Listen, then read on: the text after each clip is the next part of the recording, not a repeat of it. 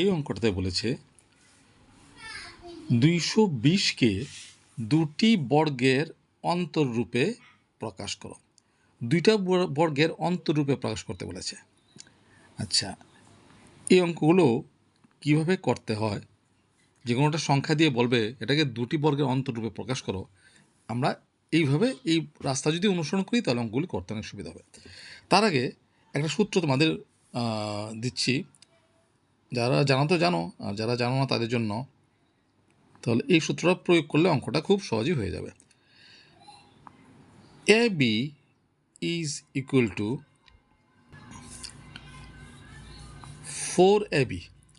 4AB is equal to A plus B whole square minus A minus B whole square.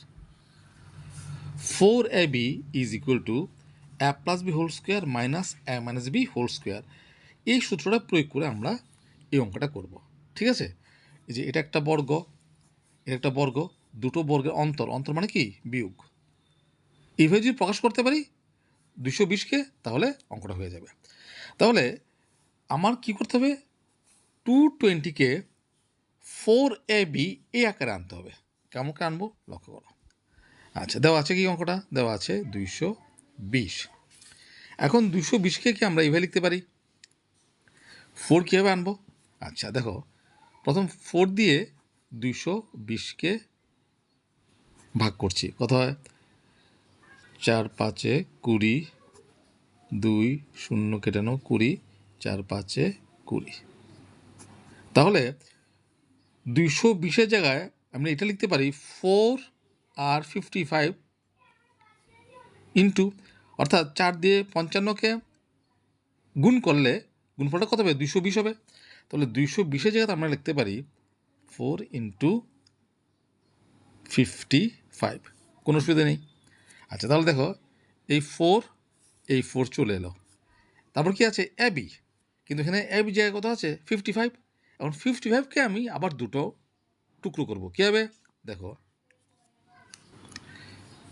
4 into 55কে আমরা এভাবে লিখতে পারি 11 into 5, 5 11 55। ঠিক আছে, এই দেখো এখন কিন্তু একদম ঠিক জায়গাতে চলে এসছে। 4 4, এখানে আছে এ, এর জায়গাতে কত আছে? 11। এখানে আছে বি, বি জায়গাতে কত আছে? 5। তাহলে 4AB। 4AB সূত্রটা কি? A plus B whole square minus A minus B whole square. তাহলে এ কত? 11, A plus B whole square minus A কত? 11, এ মাইনাস বি, বি কত? 5, A minus B whole square. তাহলে কত হচ্ছে? 11 আর 5 যোগ করলে 16, 16 স্কোয়ার মাইনাস 11 মাইনাস 5 কত? 6 5 6, 6 স্কোয়ার। তাহলে দেখো 220 তাকে কী প্রকাশ করেছি? 16 স্কোয়ার মাইনাস 6 স্কোয়ার, অর্থাৎ দুটো বর্গের অন্তর মানে বিয়োগ অন্তরূপে প্রকাশ করেছি। হইল কি না? বাস, অঙ্ক এখানেই শেষ। তোমাকে বলেছে 220কে দুটি বর্গের অন্তরূপে প্রকাশ করতে। তো 220কে দুটি বর্গ, এবং 16 স্কোয়ার একটি বর্গ, 6 স্কোয়ার আরেকটি বর্গ, দুটি বর্গের অন্তর মানে কি বিয়োগ প্রকাশ করেছি। বাস, অঙ্ক শেষ।